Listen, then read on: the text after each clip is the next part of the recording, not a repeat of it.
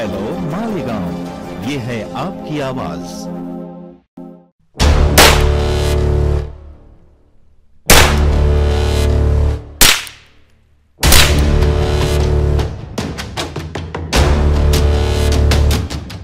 पिछले कुछ दिनों से मालेगांव के हालात लाइन ऑर्डर को लेकर के इंतहाई खतरनाक होते जा रहे हैं। माजी में भी बार बार फायरिंग होती रही, लेकिन फायरिंग करने वाले जो असल आरोपी हैं डिपार्टमेंट ने उनको अरेस्ट नहीं किया। पीछे इसराइल इशू के ऊपर हमला हुआ था, उस हमले के अंदर जो है 4 लोगों को जमा किया गया, जिसमें 2 असल आरोपी फायरिंग करने वाले थे, उनकी जगह जो है बोगस लोगों को डाला गया।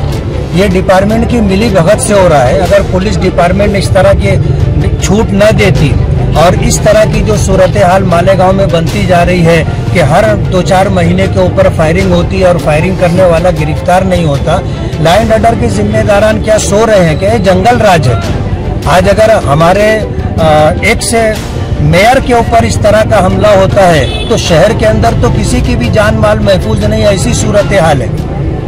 आज इस वक्त अब्दुल मालिक मेयर के ऊपर जो हमला हुआ है, ये तो बहुत करीब से फायरिंग की गई और फायरिंग करने वाले इतने बेखौफ थे कि उन्होंने किसी तरह का कोई चेहरा वगैरह छुपाया नहीं, बल्कि डायरेक्ट आकर के 5-7 फीट के फासले से उन्होंने जो है फायरिंग की और 3 फायरिंग की, एक हाथ में लगी और एक पैर में लगी और एक जो है पसली में गोली लगी है। हालत अच्छी नहीं है। इन हालात के अंदर पुलिस डिपार्टमेंट यहाँ हॉस्पिटल में आकर के गर्दी किए हुए था।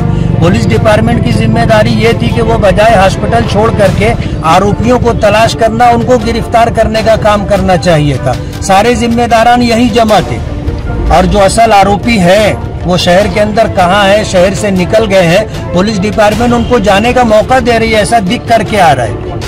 जो असल जिम्मेदारान है हॉस्पिटल में रह करके, क्या वो डॉक्टर हैं जो यहाँ आकर के वो काम कर रहे हैं? जो एक जिम्मेदार था, बाकी लोगों को अपने काम से लगना था और पूरे शहर की नाकाबंदी करके ऐसे लोगों को गिरफ्तार करने की कोशिश करनी चाहिए थी।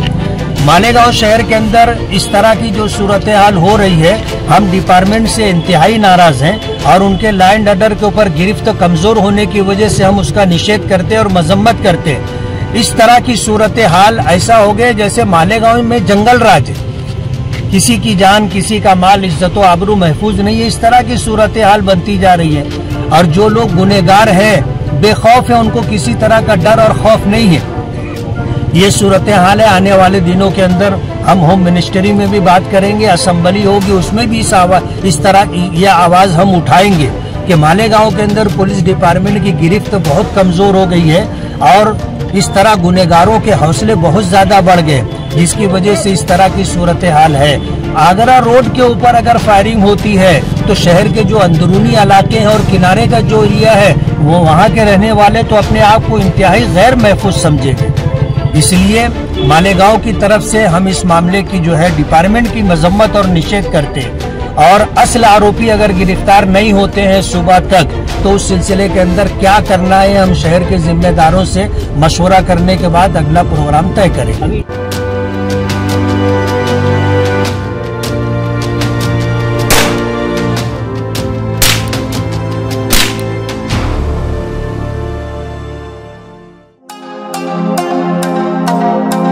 हेलो मालेगांव, ये है आपकी आवाज।